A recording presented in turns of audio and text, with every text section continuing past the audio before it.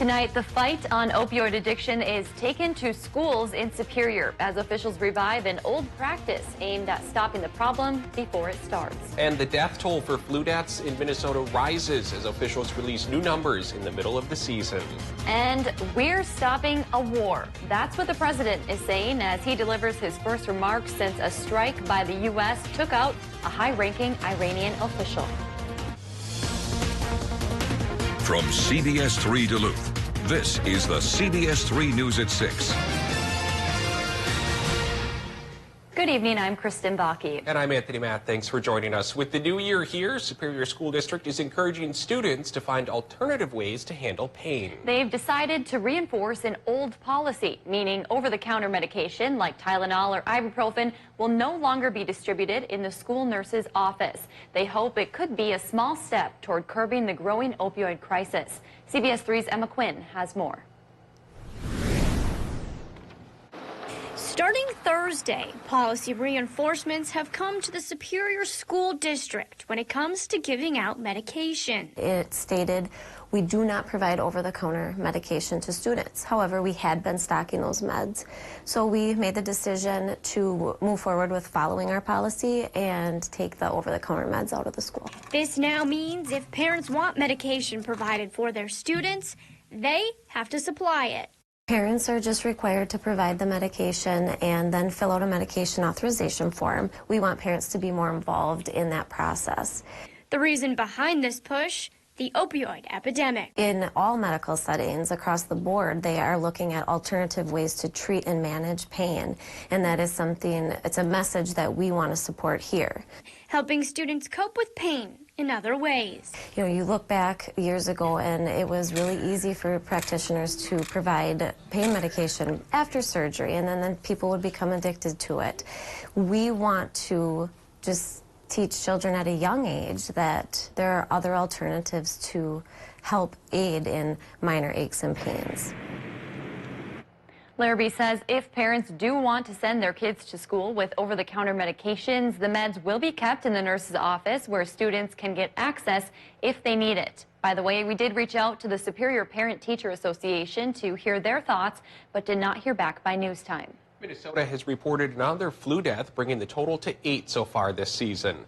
According to the Health Department's weekly flu update, Minnesota hospitals admitted 117 influenza patients last week, and so far more than 500 people have been hospitalized for the flu in Minnesota this season, with nearly 300 school outbreaks reported. Most of the patients tested were infected with the B strain of the virus, which, unlike previous seasons, emerged early in the current season. The B strain is more likely to affect children because fewer of them have been exposed to it in the past and had a chance to develop immunity. Meanwhile, the CDC has elevated Wisconsin to a high flu category after a dramatic increase of cases at the state's Children's Hospital. Children's Wisconsin Hospital said 829 pediatric flu cases were reported last month. That's an increase of nearly 9,000% from December of 2018. 46 of the 829 flu cases required hospitalizations. Let's check in with Dave for a quick look at the weather. Happy Friday, Dave. How's the weekend looking? Well, it might be looking a little bit iffy. You know, today's little chance for a couple peaks of the sun didn't really pay off. It was more the snow flurry chance that paid off, and that's because a pair of weak lows will try to gang up on a weak high, and by splitting the difference, maybe we'll pull a little bit of sunshine on Saturday. But tonight we're looking for continued clouds and a couple more snow showers thanks to those two lows in their connecting trough. That high in the Dakotas, it's going to try to bring us a little bit of sunshine tomorrow, like I mentioned, but as early as tomorrow night, a third low farther to the west will bring us a chance for light snow on Sunday. So we fire up the forecast here for the weekend tonight. Flurries, low temps, low teens for many towns. Saturday, we're hoping for partial sunshine to brighten spirits, at least briefly. High near 24. That's a hair warmer than normal. Then come Sunday with the third low, the clouds go back up. Light snow falls down. High temps go up towards 31 degrees. Is that all she wrote then for the snow? Well, it might spill into Monday, and we'll let you know for sure with the 7-day forecast coming up in a few more minutes. Thanks, Dave. The man accused of shooting another man in the head on the Fond du Lac reservation last fall has entered a plea. Court documents show 28-year-old Shelby Jean Boswell appeared in federal court yesterday. He pleaded not guilty to felony charges. The original incident took place on October 18th. That's when police say Boswell fired a gun at his sister's boyfriend's head in the Fond du Lac Head Start building. Police say the shooting took place within 1,000 feet of the Fond du Lac Ojibwe High School. The man who was shot sustained non-life-threatening injuries. A jury is scheduled to hear Boswell's case on March 2nd. A man arrested in California yesterday is facing felony charges here in St. Louis County. 20-year-old Deshaun Robinson Jr. is charged with third-degree aiding and abetting murder. It's in connection to a 2017 overdose death of 33-year-old Samuel O'Leary in Rice Lake, Minnesota. Court records show by analyzing O'Leary's phone records and reviewing surveillance video, police were able to trace the heroin he overdosed on to Robinson. The drug was apparently laced with fentanyl. Robinson has been living in California, and Duluth police had to team up with law enforcement there to arrest him. He is currently awaiting extradition to St. Louis County. Now, Joanne Smith, the second person involved in the sale, was also charged in connection with the crime in 2018. The U.S. is sending thousands of troops to the Middle East after its targeted killing of a powerful Iranian general. Yeah, the airstrike marks a new escalation in Washington's conflict with Tehran. The U.S. had been tracking 60-year-old Qassam Soleimani for a number of days and decided to strike in Iraq. The general was the architect of decades of terrorist actions in the region. The U.S. blamed him for a rocket attack that killed an American in Iraq last month and for last week's attacks at the U.S. Embassy in Baghdad. President Trump spoke on camera for the first time about ordering the drone strike.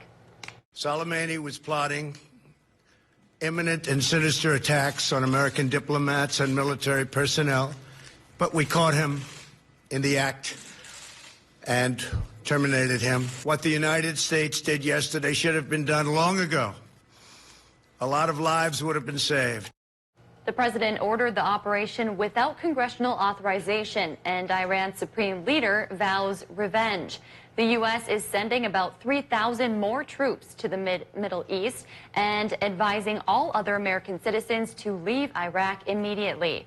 Meanwhile, Senator Amy Klobuchar of Minnesota reacted to the tensions on Twitter today. The Democrat said the country's immediate focus needs to be on making sure all necessary security measures are taken to protect U.S. military and other personnel. She also asked the Trump administration to fully consult with Congress as it moves forward.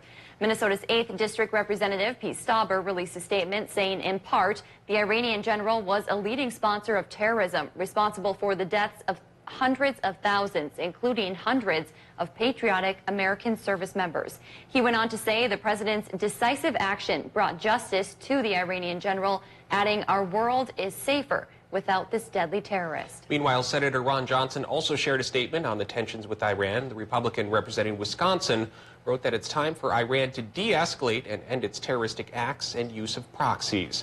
He went on to say that Americans will continue to support the troops headed there. Closer to home, the Fond du Lac Band honored its connection to a Northland community today with a special ceremony. The Fond du Lac Honor Guard presented Solon Springs High School with a tribal flag. The ceremony included a drum circle and dancing.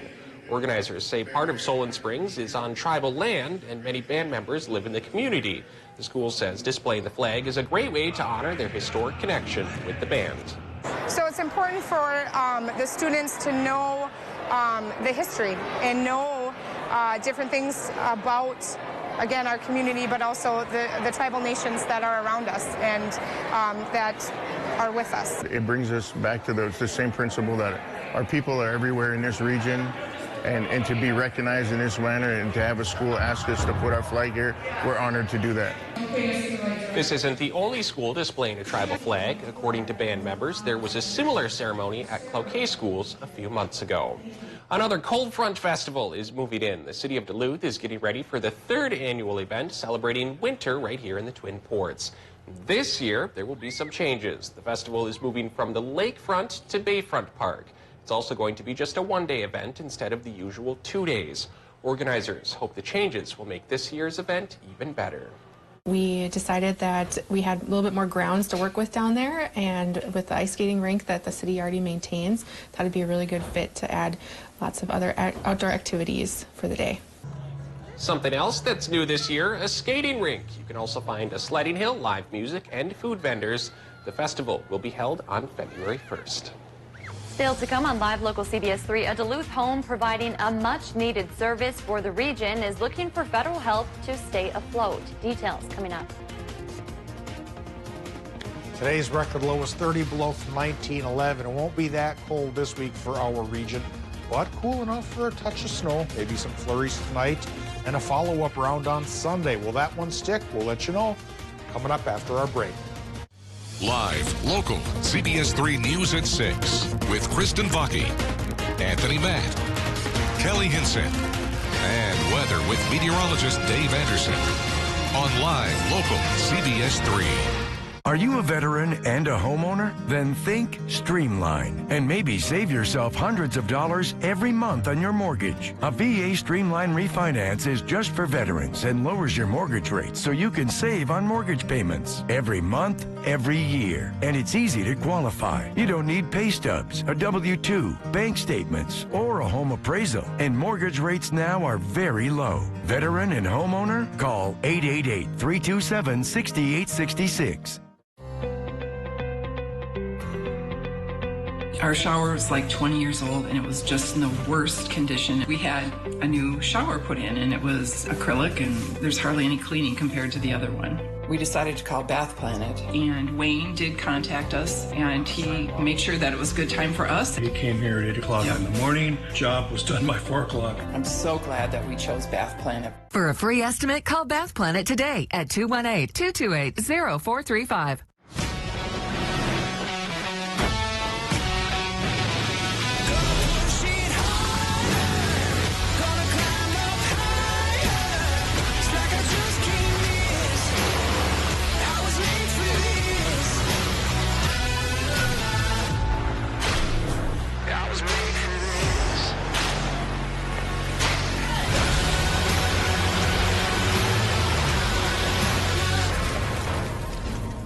Hey, it's me, your dry skin. I'm craving something we're missing. The ceramides in CeraVe. They help restore my natural barrier so I can lock in moisture. We've got to have each other's backs.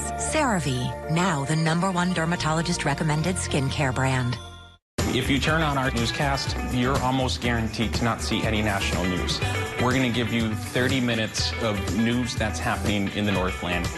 Watch Anthony Matt weekdays at 6 and 10 p.m. on Live, local, CBS3 Duluth. When a crisis strikes, cash is the best form of relief. It can easily be transformed into health services, water, food, or clothes. Cash can travel everywhere and aid people all around the world. Donate. Smart. Fast. Donate cash.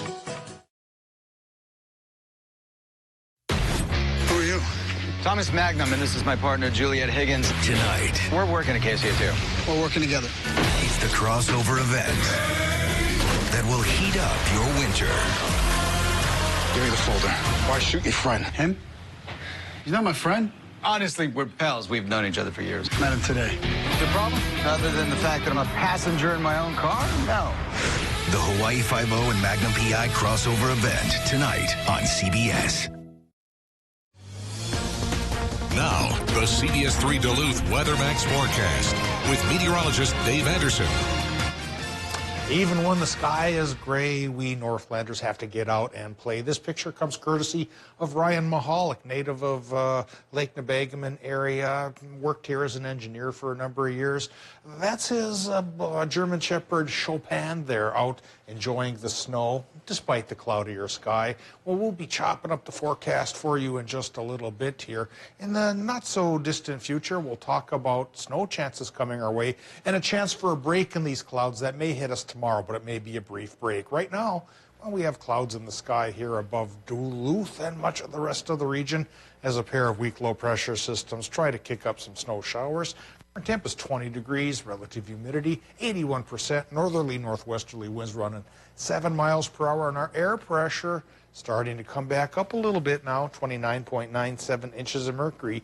So maybe we will get a couple of peaks of sun tomorrow, but perhaps only briefly.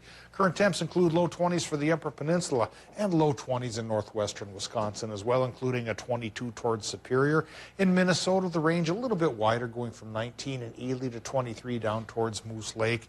Most other towns in between, although a few exceptions, of course. International Falls is warmer at 24, and right by the lake in Grand Marais, 25. Temperature-wise, well, over the next couple of days, we may spike up with a mini warm spell, and that'll be followed next week by a mini cold snap. We'll show you both degrees and both counts here in just a bit. Right now, we show you the Doppler map for the region, and in general, despite the cloudier sky, not much in the way of precip happening right now, but towards the Brainerd Lakes and points west, yeah, a trough of low pressure, two of them actually, coming through the area, kicking up a couple of snow showers. So we are looking at flurries tonight through early tomorrow morning. These two low pressure systems, these troughs here are fairly weak, so it won't pack much of a punch.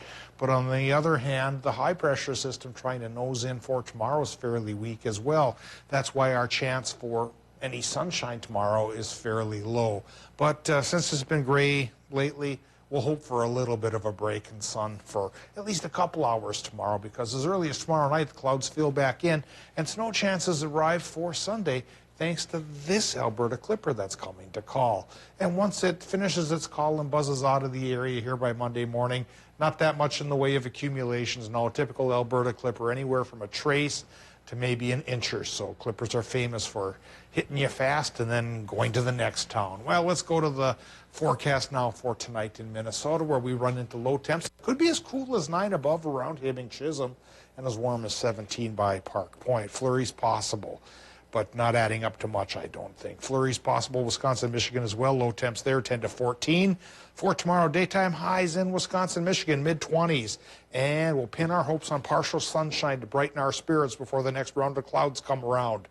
And in Minnesota, we're hoping for partial sunshine as well. Temperatures high-wise there, 22 inland, 28 by the lake. Now, the extended forecast, it's about a 40% chance for that, traced to maybe 1 or 2 inches of snow on Sunday. That already goes away towards partial sunshine by Monday. And if we spike to 31 on Sunday, we start to dip down to 21 on Monday, down to 13 on Tuesday with some flurries. Then Wednesday, the coldest of the batch this week, 6 below here in the Twin Ports, 12 above for a high. But as early as Thursday, we start to warm up once again. A little dusting of snow won't be so bad. It covers up everything. It's starting to look kind of gross. That is one way there. to look at it. You know, when the snow starts showing off, it's dirt. Yeah. And then we start to clear it up again, clean it up again with some fresh snow. We'll cross our fingers for just an inch or so. All right. Yeah. Thanks, Dave. A Duluth home that helps mothers in need wants to open their doors to more women and their babies, but the Star of the North maternity home needs money to make that happen. Today, they got a visit from a local lawmaker who wants to lend a hand. CBS3's Caitlin Moffett has more on Congressman Pete Stauber's visit. Caitlin. Kristen, Tony, Stauber spent the morning touring the facility that sits on Superior Street here in Duluth. The home offers 4 spaces for mothers 21 years or older who don't have anywhere else to turn and need help caring for their infants. The facility, which runs solely off of donations, just opened last June, and they help mothers through the first months of their baby's life by teaching the women new skills and providing them with items like diapers and clothes.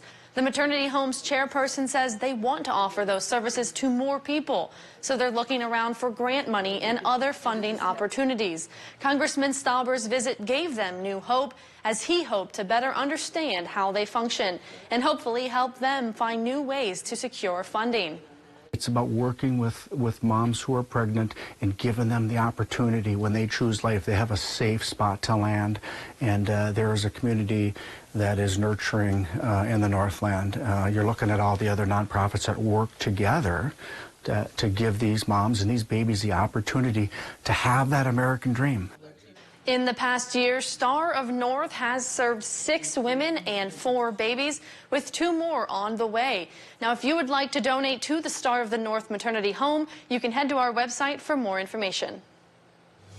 Thanks, Caitlin. Well, coming up in sports, a big weekend ahead for multiple teams. That includes the UMD women's hockey team. We're hosting the Minnesota Cup. A preview coming up right after the break. America's Most Watched Network. Tonight, starting at 7, only on CBS3 Duluth. Then, stay tuned for CBS3 News at 10. CBS3 live cams are brought to you by Kohler Toyota. New state-of-the-art dealership. Same President's Award-winning service. KohlerToyota.com.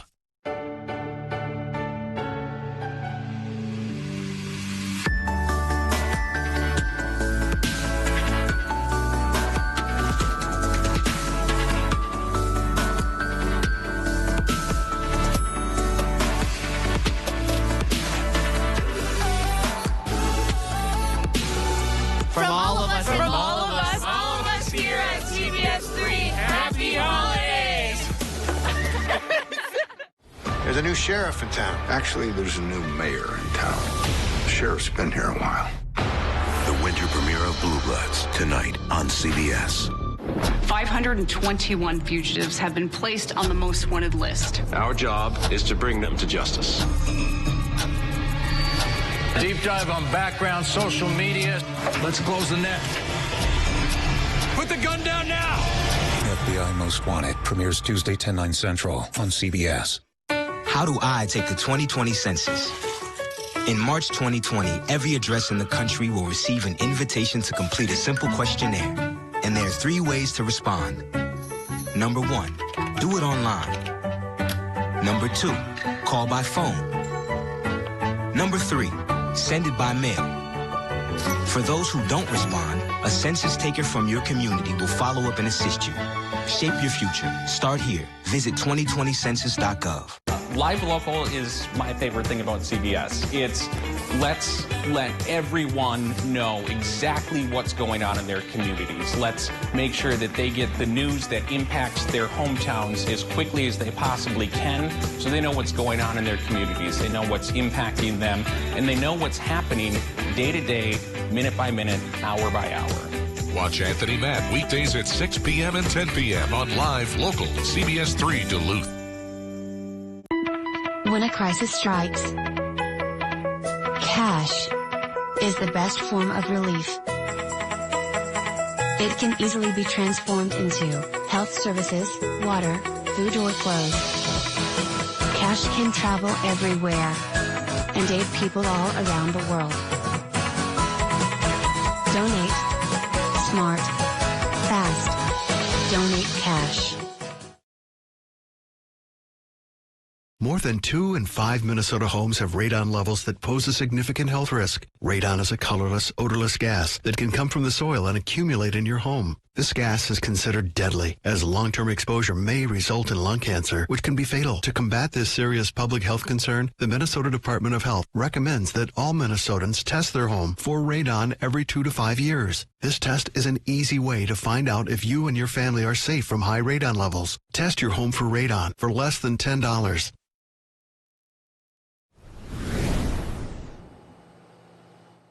The Minnesota Vikings return to the playoffs after missing out last season. As the 6th seed in the NFC, they travel to New Orleans to face the Saints, the last team they beat in the postseason. The Saints are only the third 13-3 team to play in the wild card round since 1990. On top of that, according to the FPI, New Orleans is favored by 7.5 points. Vikings quarterback Kirk Cousins, who will be playing his first playoff game as a member of the Purple and Gold, says the game ahead is enough motivation for them. You know, understand that you're seeded and you go play a game, but all it really matters is the fact that it's one game. And, you know, we just got to go play in a tough environment and get the job done. And whatever people need for motivation, then so be it. But in the NFL playoffs, I don't probably need too much more motivation. You got everything you need just in the fact that you're in the playoffs. The Vikings released their final injury report ahead of the big game on Sunday. One interesting move, the Vikings placed cornerback Mike Hughes on injured reserve. Taking Hughes' spot on the roster is Marcus Sherrills, who returns after being released by the Dolphins on December 14th. Sherrills is expected to be the team's punt returner. And also on the injury report, running back Dalvin Cook and linebacker Eric Kendricks, both expected to play Sunday. After having the past 3 weeks off, the 10th-ranked UMD women's hockey team returns to play and will host the 2nd annual Minnesota Cup this weekend at Amsoil. The Dogs open play on Saturday against Minnesota State. It'll be the 3rd time this season the teams have squared off. UMD swept the Mavs back in October, and UMD also has been unbeaten against Minnesota State dating back to November 17th of 2017. Puck drop is at 4 p.m. on Saturday. Finally, a huge matchup in Hermantown this evening as the top-ranked Hawks welcoming in the defending Class A state champions, St. Cloud Cathedral. Both teams come into this one with a 9-1-1 record. It's the third consecutive season that the Hawks and Crusaders have met in the regular season. Just last season, Hermantown picked up a 2-1 win on the road. Puck drop is at 7:30. And I'm not going to tell you who I'm rooting for because back in 2012, Neil Viersba proudly attended St. Cloud Cathedral High School. Okay. But yeah, it'll be a close game. So it'll be a good game. We'll guess then. Yeah, no. Who you're rooting. I don't know anyone from there, so Real quick, Packers obviously have their bye this week, so it's just the Vikings that we get to talk about. Prediction? Can't even provide you with one. No, I'm just kidding. It'll be close. You know, the Vikings, they'll probably have to win in an ugly one, but, you know, it'll be close. I like the optimism. Way to go, guys. You want to go on the record here? 2020 in a good way. I'm always optimistic for the Vikings. Kristen's all in on the That's Vikings. That's thanks to my dad. He's still a very true fan. All right. Should be a good game either way. Yeah. Thanks, Neil. Yes. Tonight on the CBS3 News at 10, Congress opened for the new year today with President Trump's impeachment trial in flux. On the Senate floor, Majority Leader Mitch McConnell said the Senate, not the Speaker of the House, will determine the rules for an impeachment trial. Minority Leader Chuck Schumer followed McConnell and said that the Senate must conduct a fair impeachment trial with relevant witnesses and documents presented. More on this tonight at 10. And before we go, now that the holidays are over, and for some, it's time to now take down those decorations. The Lake Superior Zoo is asking for you to tree cycle your Christmas trees. The zoo uses the trees as enrichment for their animals. Just make sure you've taken off all the ornaments, glitter, tinsel, and other decorations. The zoo says tree cycling mentally and physically stimulates the animals. It's also a good way to go green. Not only are we helping our animals, but we're helping conservation in the environment by making sure those trees just don't end up in the dumpster and in the landfill. They can come here, they can play a dual part in both conservation and helping out our animals. The zoo will take trees as long as you have them. Just drop them off at the main office or the gift shop. They're open every day from 10 to 4. Ah, that's a good way to get into your Christmas tree. I'm not ready to take down the decorations still up. quite yet, but all right, Dave, what's the weekend looking like? Friday night here, finally. All right, I want to be like Neil and talk about myself in third person. Dave Anderson says this forecast will hold 7 days worth of information. Hopefully it comes true, too. Saturday, we're hoping that something that comes true would be at least a little bit of sunshine after a couple days worth of gloom. There's a slight chance because a weak high pressure system is duking out with 2 weak low pressure systems. It's a battle of the weaklings. We'll see which way it goes. By Sunday, third low pressure system comes to the scene, and that means a 40% chance for a trace to maybe 2 inches of snow. That may be the biggest excitement for the week ahead. Then come Monday, partial sunshine returns. Temperatures do take a bit of a dip. Once we get to Wednesday, it could be 6 below for perhaps 1 day only. Then temperatures go back up after that. All right, nothing we can't handle. Dave Anderson says it can be handled. Neil Thanks, Dave Anderson. All right, thanks for joining us tonight. We'll see you at 10.